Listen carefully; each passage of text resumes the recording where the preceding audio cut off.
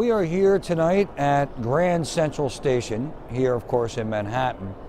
And I'm going to start by saying that grand is another word for magnificent.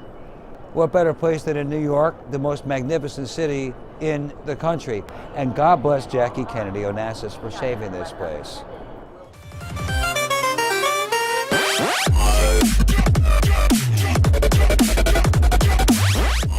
Tonight we're going to talk a bit about economics. President Barack Obama, President Trump's predecessor, talked a lot about what he had inherited. He just kept saying what he inherited. President Ronald Reagan never did all that when he inherited the upside down world of Jimmy Carter. He was a man, he was a leader, and he led. And we had the go-go 80s. So you never heard any of that from Reagan. I think it's like 64,000 times. Trump's predecessor was talking about what he inherited, and it's like, okay, that's not leadership, not by half. What President Barack Obama inherited was TARP. It was TARP that took us from the edge of economic disaster. Not back-to-back trillion-dollar spending bills. He was fond of saying, well, the economy was in a ditch when I got in. Yeah, that's true, but why not hail the tow truck? It's called TARP. TARP was the tow truck. He jumped in the ditch, opened the hood, and dismantled the engine. Reagan didn't do any of that at all. He did what he did, and we pulled out of whatever he inherited. Every president inherits something kind of tricky. I would say President Barack Obama inherited a very tricky situation, and what did he do? He went ahead and created a cataclysmic one. President Bush, what did he inherit?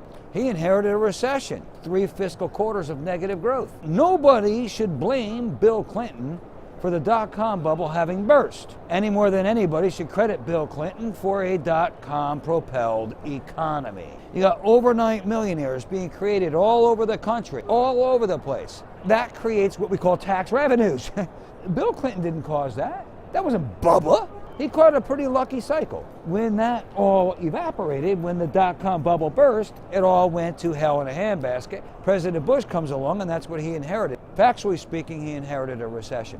And he led Congress to lower taxes. And so the money went out to the people. See, when you roll into town as a brand new president of the United States of America, you can either take all the hundreds and hundreds of billions of dollars of the richest country in world history, give it to the people. It's our money in the first place. And they, of course, spend the money. That restarts the economic engine, which is small business. The contractor hires a couple people, buys a new truck, or you could take the hundreds and hundreds of billions of dollars and hand it off to a handful of politicians on Capitol Hill. And then all the money goes 9 ways to Sunday. Better to give it back to the people, don't you think? Let's be real clear. President George Walker Bush warned the Democrat-controlled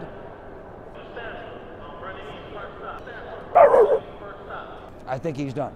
President George Walker Bush warned the Democrat-controlled, Nancy Pelosi-led 110th Congress 17 times. That's on record. He warned them 17 times. When he said it in his State of the Union address, they scoffed. They booed and hissed on the left side of the aisle.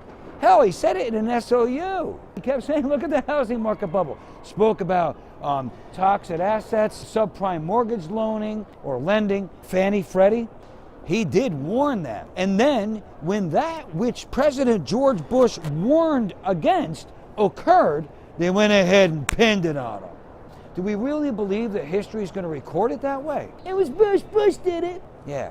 So he did warn the Democrat-controlled 110th Congress 17 times. Barney Frank, as chairman of the House Financial Services Committee, Chris Dodd, as chairman of the Senate Banking Committee, kept their feet right to the accelerators, right up until our economy got torpedoed. And they just ignored his warnings and scoffed at him for even issuing those warnings. From here, we have to hope that President Donald Trump has got this well in hand. So, Mr. President, I'm going to say you should never, ever say what you inherited. A little here and there. Look, I inherited a really big mess. Let's all keep that in mind. Fine. But to say it repeatedly, that is not leadership, not by half.